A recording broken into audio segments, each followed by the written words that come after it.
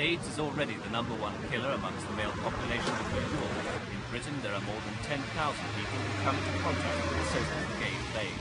The bulk of these are amongst the male homosexual community in London. But there's now evidence that AIDS can also spread to the heterosexual population as well. Blood tests can reveal the antibodies to the virus in a victim's bloodstream.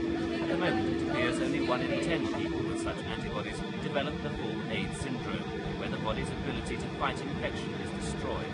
But even if no symptoms develop, the individual remains highly infectious. The number of people being infected in Britain is increasing at the rate of 100 a week. Doctors are alarmed at what they see as government complacency and lack of funding to combat the spread of the infection. In the United States, only 4 years ago, they had the same situation, 200 cases of AIDS. They now have 12,000 cases of AIDS only 4 years later.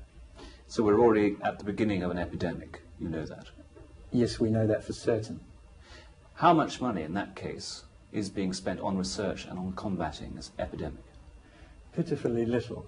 I'm not sure if the government has actually put any extra money aside for this problem. And to expect that an epidemic can be catered for financially out of existing health budget is unrealistic. Jonathan Grimshaw has set up a special self-help group for those people infected with the virus. His biggest problem is helping them to cope with the social stigma. People feel desperately anxious, overwhelmed by what they have to face up to. And quite often people think that the easiest way out is just to commit suicide.